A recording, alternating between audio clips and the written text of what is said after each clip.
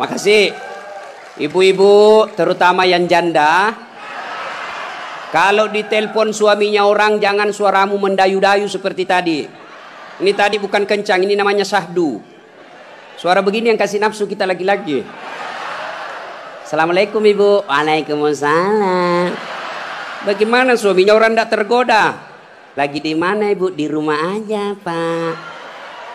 Coba dong yang keras. Assalamualaikum. Waalaikumsalam. Lagi di mana ibu? Di rumah. Lagi ngapain? Apa kau tanya-tanya? Oh, ndak diteleponnya lagi kau besok. Ini Waalaikumsalam. Caleda. Wih, ada juga Bugis di sini. Wih, boleh tahan ini bubuhan Bugis. Saya ke Banjarmasin banyak orang Bugis. Saya pergi Kota Baru banyak orang Bugis. Saya pergi Pagatan, bahasa Bugis orang di sana. Begitu saya masuk penjara banyak juga orang Bugis. Simpan dulu HP-mu bos. Dengar ceramah dulu. Woi. Oh ibu, simpan dulu, simpan. Ibu yang pegang HP selama saya ceramah, saya doakan suaminya kawin lagi. Nah. Saya di Makassar bu, ada ibu-ibu, saya lagi ceramah, dia membelakang. Dalam hati saya, barusannya ada orang saya ceramah, dia belakangi saya. Ternyata dia ambil HP-nya, selfie. Dia belakangi, baru dia tulis di WhatsApp-nya, latar belakang das atlatif. Woi, saya dijadikan background. Selesai ceramah dia kejar lagi saya. Ini yang kasih repot kita Bib sekarang. Kejar, Ustaz, boleh selfie. Terpaksalah dilayani. Kalau enggak dia bilang kita sombong sampai mati. Sudah selfie dia bilang ulang Ustaz, kabur. Ulang lagi Ustaz, kabur Ustaz. Bukan HP kabur, mukamu yang kabur. Jadi bapak-bapak nanti kalau minta maaf sama istri, itu syaratnya. Jabat tangan, senyum, pandang matanya, sebut dosa. Jadi kalau suami minta maaf ibu, suruh sebut judulnya. Apa judulnya pak? Tiba-tiba minta maaf. Enggak enak, nanti kau ngamuk lagi. Bilang apa? Ustadz Dasat bilang harus sebut. Apa? Mohon maaf ibu. Dulu waktu saya tugas di Banjarmasin, saya hilaf. Ada perempuan mirip betul sama Pian. Maafkan saya selingkuh ibu. Dia bilang istrinya, enggak apa-apa pak, saya maafkan. Memang itulah manusia biasa, kadang-kala kita hilaf. Saya maafkan kau karena bulan lalu saya juga selingkuh.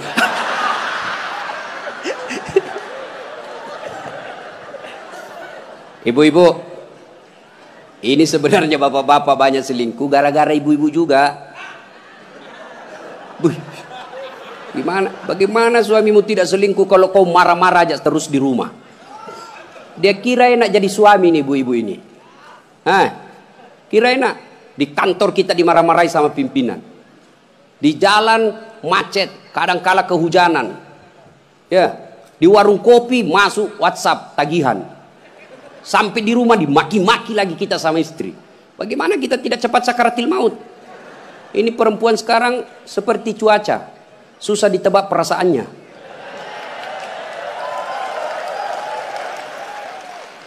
Dia kira enak laki-laki. Ibu, dengar ibu. Hui. Ibu. Bu. Ada 4 perempuan yang menjadi penghuni api neraka. Dengar ini.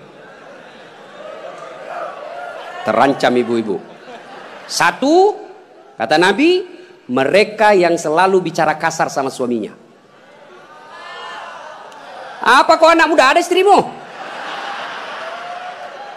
Boleh marah sama suami bu, boleh marah manusiawi, tapi jangan memaki. Ini kalau marah la haula wala quwwata illa billah, keluar semua kebun binatang di mulutnya. Bagaimana kita betah di rumah kalau ngomel aja kerjanya? Jadi, bu, coba dengar itu laki-laki, coba lihat itu laki-laki. Kami pikir ibu bagaimana supaya ibu bisa pakai AC di kamar. Pak, kami pikir bagaimana supaya ibu bisa pakai emas pulang kampung dihargai sama keluarga. Kami pikir bagaimana supaya kalian bisa dibelikan mobil supaya tidak hitam kulitmu. Itu dipikir sama suamimu. Makanya jangan suka marah-marah. Takbir. Ada di sini takut sama istrinya? Ada. Berhenti kau jadi laki-laki. Ngamuk Ustaz. Kalau dia ngamuk enggak apa-apa. Dia pecahkan piring satu, pecahkan satu lusin. Dia pecahkan semua. Kenapa? Piring, gelas boleh dibeli. Harga diri sebagai suami tidak boleh diinjak-injak istri. Takbir. Ah, itulah yang takut sama istrinya. Oi bu, oi. Satu, perempuan yang menjadi penghuni api neraka yang suka bicara kasar. Boleh marah, tapi jangan memaki. Marah silahkan, manusiawi. Tapi jangan memaki-maki. Goblok memang kau jadi laki-laki. Sudah goblok, hitam, gendut. Wah, ini penghuni neraka ini. Enak juga kalau kita pulang kampung, pulang rumah, capek kita tadi jual ikan. Sampai di rumah disambut sama suami dengan senyuman. Bila kamu di sisiku, hati rasa syahdu. Tenang perasaan. Lah sudah bilang, bu kalau ada duit saya belikan kau emas. Masuk lagi kamar suami, berantakan kamarnya, marah-marah, peluk suami kita sambil menyanyi. Insaflah wahai manusia, bila dirimu bernoda. Itu kan lagu-lagu ibu-ibu dulu, lagu-lagu nasihat, iya toh? Mungkin Tuhan mulai bosan melihat tingkah kita yang selalu salah dan bangga dengan dosa-dosa, atau alam mulai enggan bersahabat dengan kita. Coba kita bertanya pada rumput. Itu. Jadi kalau suaminya susah rezekinya, singgung dengan itu lagu. Mungkin kau banyak dosa. Itu lagunya ibu-ibu dulu. Sekarang lagunya ibu-ibu apa? Yo, yo ayo, yo ayo, yo ay, beleng-beleng. Senamlah dia di depan kantor bupati. Ibu-ibu di depan, bajunya sempit, roknya sempit. Bapak-bapak di belakang. Ibu-ibu di depan lah jadi pelatih. 1, 2, bapak-bapak di belakang. 3. Bagaimana enggak beleng-beleng semua ini? Putar ke kiri. Apa lagu-lagu begitu? Coba kalau salawat kayak tadi, nyaman perasaan. Ya. Woi. Ibu. Nah, 1, boleh marah, jangan memaki. 2, perempuan menjadi penghuni api neraka. Mereka yang membebani suaminya melebihi kemampuan suami. Suaminya gajinya cuma 4 juta, tapi gaya hidupnya 7 juta. Kayaknya banyak penderita di sini ya. Hei, ibu-ibu, kenapa kita miskin? Karena kehidupan, gaya hidup kita melebihi rezeki. Allah kasih rezeki 5 juta 1 bulan, tapi gaya hidupnya 8 juta. Akhirnya apa? Ngambil kredit, tidak bisa tenang. Coba kalau gaji kita 5 juta, gaya hidup kita 3 juta, insya Allah tenang perasaan. Kita miskin karena melebihi kemampuan kita. Maka suami kalau rezekinya 3 juta, jangan kau bebani. Ini kan tidak dibebani suaminya. Datanglah itu tukang kredit mobil. Bu, kalau ada mobil bu, tenang ibu. Ibu sudah tidak kehujanan. Pulang kampung nanti, ibu enak lagi. Satu keluarga, tidak perlu lagi naik PT-PT. Enak kan? Ini namanya penjual mobil. Semua enak dia cerita. Dia tidak cerita bagaimana kalau kempes banyak. Bagaimana kalau mogok mobilnya? Tidak ada cerita itu. Akhirnya apa? Usullah kepada suaminya. Bang, masukin aja deh sertifikat rumah supaya kita bisa mobil. Akhirnya apa? Bulan pertama masih bisa dibayar cicilannya. Bulan kedua tidak bisa. Bulan ketiga, 4 tidak bisa. Akhirnya apa? Diambil mobilnya. Sudah diambil mobilnya, diambil pula sertifikat rumahnya digadai. Mengamulah gara-gara kau yang tidak bersyukur ini. Maka jangan melebihi kemampuan suami. Ibu-ibu punya siku? Punya? Woi, punya siku? Coba gigit sikunya bu. Coba. Kalau ada yang bisa gigit sikunya, saya kasih hadiah. Coba, mana bisa? Itulah orang yang memaksakan suaminya melebihi kemampuannya. Dan yang ketiga, kata Nabi, orang yang akan menjadi perempuan penghuni neraka, mereka yang mempertontonkan auratnya di depan lelaki. Bu, terutama ini ahwat cewek-cewek nih. Mari kita kerjasama. Kami laki-laki jaga mata, tolong kalian perempuan jaga akhlak. Biar kami setengah mati jaga mata, kalian gentayangan di jalan, habis amal kami bos. Pastilah dilihat, barang bagus. Dia bilang, dilihat. Haram tidak dilihat. Barang bagus, maka solak-solak kok bos. Ya? Yang keempat, orang yang akan menjadi perempuan penghuni api neraka, mereka yang tidak mendirikan sholat. Inilah perempuan memang paling banyak tidak mendirikan sholat. Kapan? Selesai haid. Haid 5 hari tambah bonus 2. Dia bilang suaminya, kenapa belum sholat sayang? Biasanya cuma 5 hari. Orang belum bersih, masih ada sedikit-sedikit. Dia bilang suaminya, bohong. Apa bohong? Saya kasih lihat kau. Apa mau dikasih lihat? Ketawa baru kau yang begitu. Kapan lagi perempuan banyak tidak sholat? Kalau ada pengantin, mukanya dikira tembok, coklat, biru, krim, abu-abu, jilbabnya 3 lapis, kuning, coklat, jilbab sakaratil maut. Ibu bapak saudara-saudara sekalian ya. Jadi orang yang menyesal di akhirat kelak, mereka yang memutuskan persaudaraan. Maka sebentar ini kalau ada tetangga kita pernah kita sakiti, minta maaf lalu kembalikan barangnya orang. Pegawai-pegawai negeri yang pernah ngambil mesin komputer di kantor, kasih kembali bos. Ya. Dan itu kalau tidak dikembalikan, ketika kita di padang mahsyar, dipanggil kita satu-satu. Bayangkan, dari Adam sampai kiamat, kumpul berapa triliun manusia, dipanggillah kita satu-satu. Siapa dulu yang dipanggil? Nenek kita yang duluan mati? Tidak. Kakek kita yang duluan wafat? Tidak. Leluhur kita yang duluan wafat? Tidak. Lalu siapa dulu yang dipanggil? Nama-nama Islam dulu. Abdul Rahman, Abdul Jabbar, Siti Fatimah, Aisyah, Mutmainnah, Das'at Latif. Itu dulu dipanggil. Cuncung. Di belakang kok bos.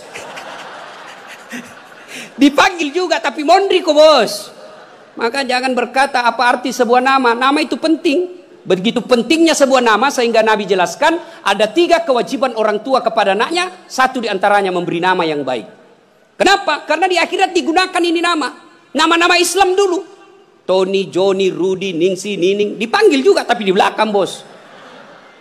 Habib Syekh, di depan. Das'at Latif nomor 2. Bayangkan. Dipanggillah kita. Nah, orang bilang apa arti sebuah nama? Coba bayangkan kalau tidak ada semua nama di sini. Yang paling repot caleg. Pilih saya siapa? Anu siapa? Anu. Coba kalau ada, coba sebut nama. Orang sebut nama minimal 2 saya bisa tahu. 1 suku, 2 agamanya. Nama Margono. Biasanya Jawa. Gitu? Nama Ambok Dalle. Anda mungkin Cina. Masa Ambok Dalle Cina? Pasti Bugis. Ya kan? Nah, nama. Yang kedua, nama adalah doa. Ketika nama anak kita Mutmainnah, orang yang memanggilnya, wahai Mutmainnah, wahai kau jiwa yang tenang, berarti orang mendoakannya. Dan di akhirat dipakai kelak. Ustadz, bagaimana saya Ustadz? Sudah terlanjur namaku Ronaldo. Karena bapakku pecinta bola. Bagaimana caranya Ustadz? Ya Islamkan. Bagaimana cara mengislamkannya? Tambah Muhammad di depannya. Muhammad Abdul Ronaldo. Nggak nyambung Ustadz, biar nggak nyambung. Yang penting selamat kok bos. Masih ingat almarhum Presiden kita Soeharto? Sebelum beliau menunaikan ibadah haji, kan namanya cuma Soeharto. Setelah menunaikan ibadah haji, Raja Fat waktu itu sadar, wah menderita nih Pak Harto nanti. Kalau tidak diislamkan, maka diislamkanlah namanya, ditambah di depannya Muhammad Soeharto. Ibu Tin juga ditambah di depannya Siti. Maka ibu-ibu yang sudah terlanjur namanya islamkan. Harus rubah KTP? Tidak. Yang penting misal ulang tahun. Saudara-saudara sekalian, hari ini nama saya islamkan. Yang tadinya Desi Ratnasari, saya menambah di depannya Siti Desi Ratnasari. Yang ketawa serius orang ini. Nama penting. Dan pada saat itu ketika kita dipanggil satu-satu, wajah-wajah kita di padang mahsyar tidak lagi seperti ini. Ada yang mukanya seperti ular. Kata Nabi, siapa yang muka ular? Mereka yang suka menjilat-jilat. Ini di kantor bupati banyak begini. Ya Pak, siapa. Ada juga orang itu pegawai kayak ndak punya lagi harga diri di depan bupatinya. Ya Pak, terserah Bapak. Wah. Cemen lu men. Ya. Yang kedua kata Nabi, ada juga nanti yang mukanya seperti anjing. Siapa muka anjing ya Rasulullah? Beliau menjawab, mereka yang disogok dan menyogok. Nah, ini termasuk anggota DPR nanti yang terpilih karena nyogok. Ada begitu di sini? Ada? Nah, kau salah, kenapa kau pilih? Tapi kau larang, tapi kau bilang wane piro. Nah. Lalu kata Nabi, ada juga nanti yang mukanya seperti tikus. Ya Rasulullah, siapa muka tikus? Mereka yang suka mengambil barangnya orang. Nah, ini yang ini di sini ya, yang suka korupsi dan disuruh pikul itu hasil korupsinya. Saya kalau lihat itu orang korupsi 3 miliar, 10 miliar, setengah mati dia pikul nanti itu. Dia bilang mahasiswaku 10 miliar uang dolar Singapura Ustaz itu dikantongi ji. Saya bilang jangan kau bayangkan uang Singapura, uang koin apa? Uang koin 10 miliar pikul kau itu. Ada juga kata Nabi yang nanti mukanya seperti kuda. Siapa muka kuda ya Rasulullah? Nabi menjelaskan mereka yang suka mendahului imam ketika sholat berjamaah. Nah, ini anak muda ini yang banyak. Imam belum turun dia sudah turun. Imam belum naik dia sudah naik. Ditanya kenapa kok cepat sekali? Dia bilang ini orang tua Ustaz. Sudah lowbat, saya masih full charge. Tidak boleh begitu bos. Ini juga imam kadangkala harus perhatikan. Ada juga kadangkala imam membalik-balik sunnah Rasul. Nabi jelaskan kalau kau jadi imam ringkaskan bacaan solatmu. Ini baru jadi imam mau takbir aja sudah lama.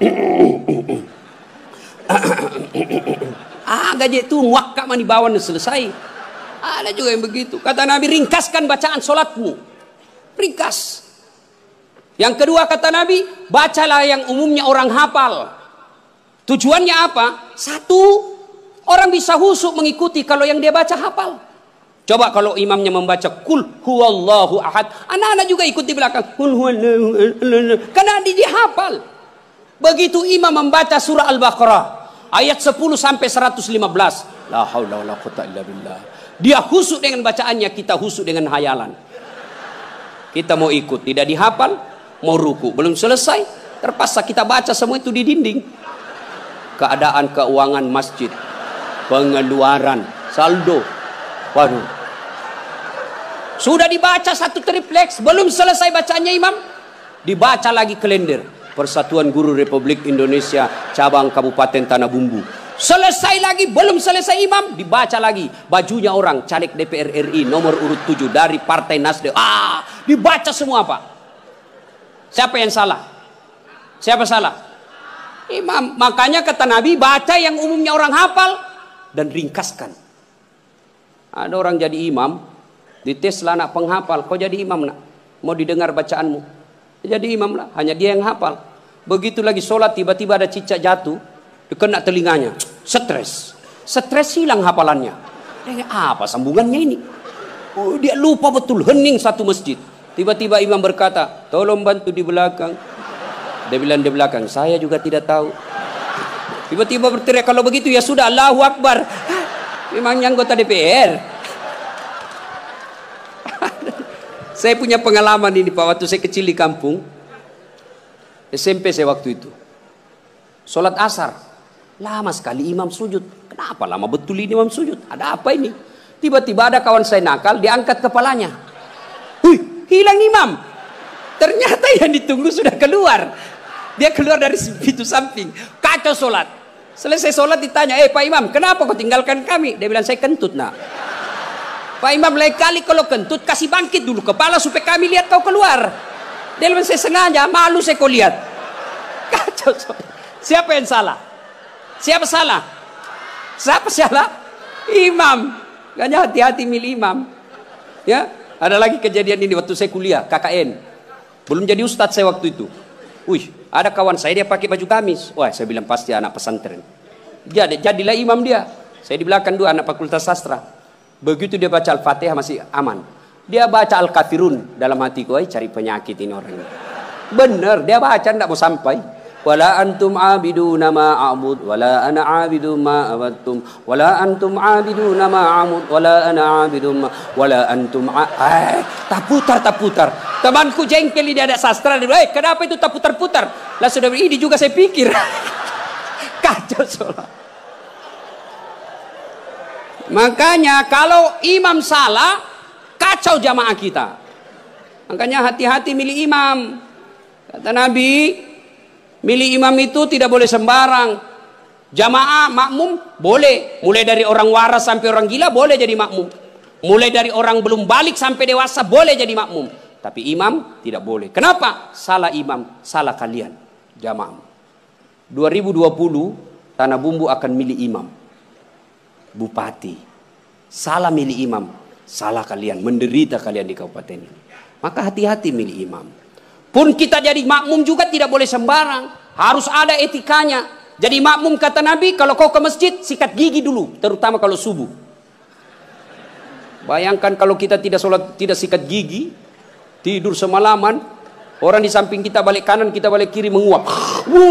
Sampai meninggal dia ingatnya itu, busuk mulutnya itu. Sunnah sikat gigi. Apalagi kalau kau jadi makmum, jangan kau merasa kaulah yang paling soleh dalam masjid itu. Ada juga orang takbir itu kayak mau dia gigit, kita punya telinga. Cool man.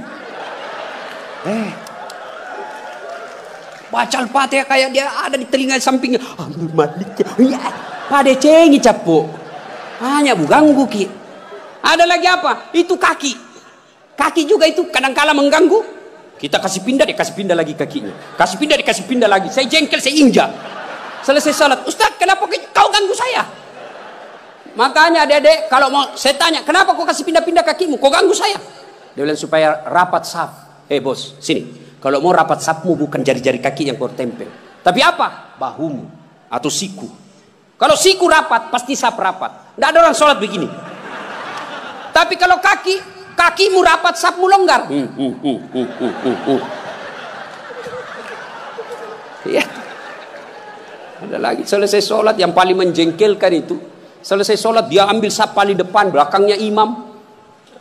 Begitu assalamualaikum, assalamualaikum, langsung lompat. Mau lihat, tidak jabat tangan, tidak langkai orang, itu kurang adab kalian. Kalau kalian tidak mau doa bersama, tidak mau jabat tangan selesai sholat, ya sudah di belakang kau duduk. Supaya kau tidak ganggu orang. Ingat adik-adik sekalian ini, yang baru belajar agama. Puncak dari semua ilmu adab. Rasulullah ditanya, ya Rasulullah, untuk apa Rasul diutus ke muka bumi? Mencerdaskan kehidupan bangsa? Bukan. Mengangkat harkat dan martabat? Bukan. Apa? Liutammima makarimal akhlak. Memperbaiki akhlak manusia. Ini kita berbeda mazhab, saling mengkafirkan. Saling menghina. Zaman sekarang aja ini kita ribut-ribut sesama muslim. Dulu tahun 90-an, kita kalau sholat subuh, Allahu Akbar. Di samping kita tidak kunut, dalam hati saja, oh Muhammadiyah. Selesai.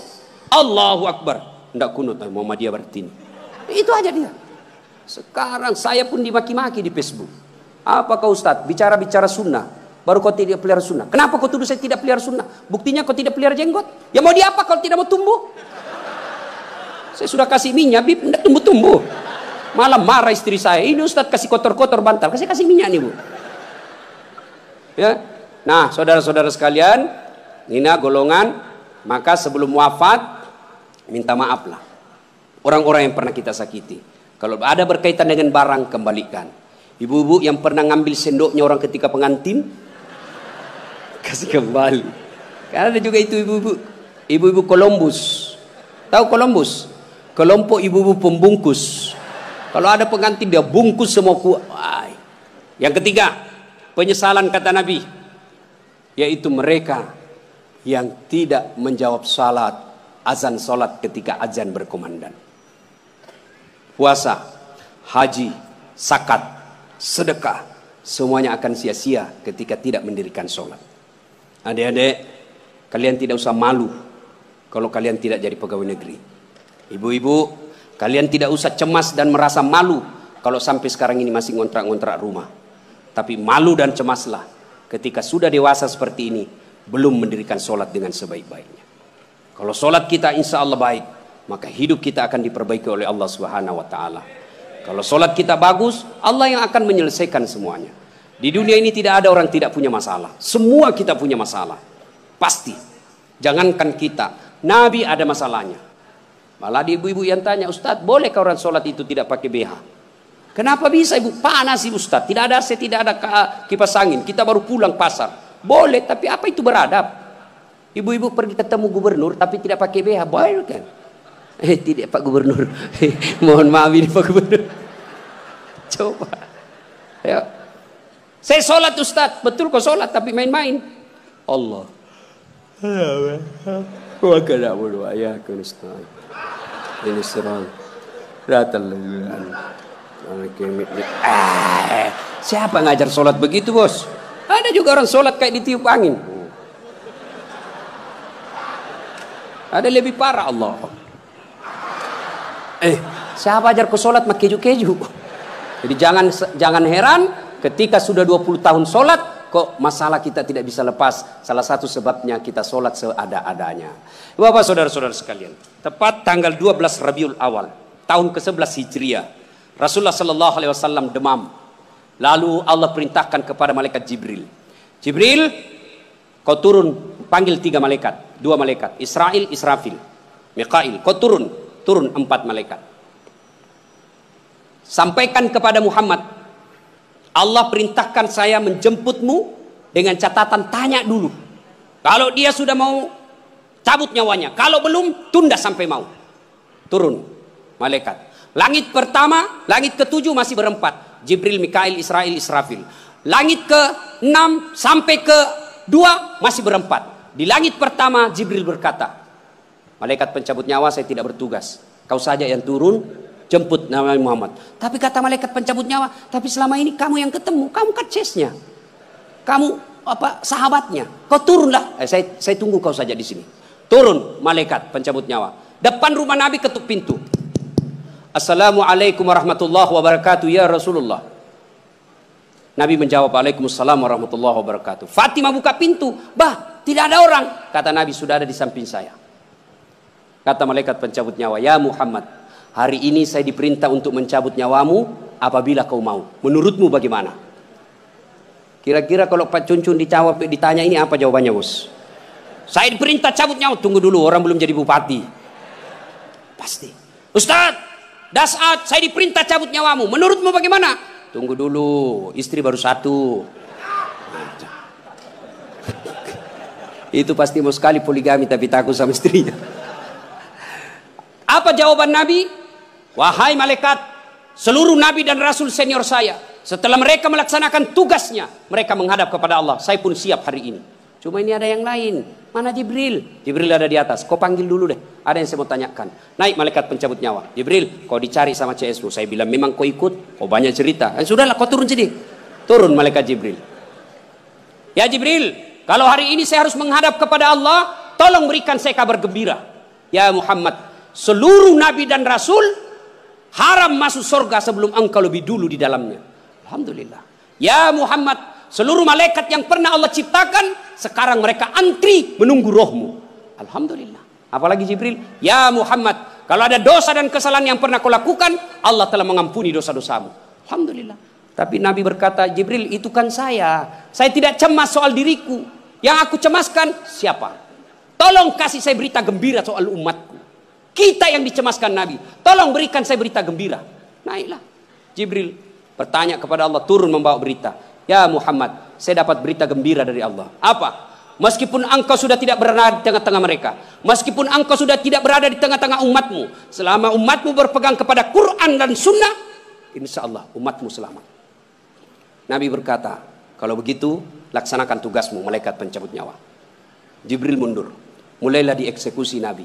Dicabut rohnya, meninggalkan telapak kaki, naik ke betis, naik ke paha, menggigil Rasulullah. Keluar biji-biji keringat di pelipis beliau, di daki beliau keluar keringat. Lalu Jibril membalik ke belakang, dilihat oleh Nabi. Ya Jibril, kenapa kau palingkan pandanganmu? Apa kau jijik melihat saya sekarang ini? Jibril menjawab, demi Allah dan Rasulnya, saya tidak jijik melihatmu ya Muhammad. Cuma saya tidak tega melihat engkau menghadapi sakaratil maut. Lalu Nabi menjelaskan, ya Jibril, andai saja Allah tidak sayang dan cinta kepadaku, maka aku akan rasakan betapa sakitnya sakaratil maut ini. Sampai naik ke atas, sampai ke tenggorokan beliau, sampai ke bibir beliau. Beliau mewasiatkan 3 perkara. Kata Nabi, yang pertama, perempuan kalian, jaga perempuan di antara kalian. Yang kedua, salatmu, jaga salat kalian. Dan yang ketiga Nabi ucapkan, ummati, ummati, ummati, umatku, umatku, umatku. Nabi tidak mencemaskan anak cucu beliau. Nabi tidak mengucapkan Fatimah anakku. Tapi siapa yang diucapkan Nabi? Ummati, ummati. Begitu cintanya Nabi kepada kita. Nah sekarang bagaimana cinta kita kepada Nabi? Salah satu cinta kita kepada Nabi dengan hadir di majelis salawat seperti ini. Hadir di tempat ini wujud kecintaan kita kepada Rasulullah.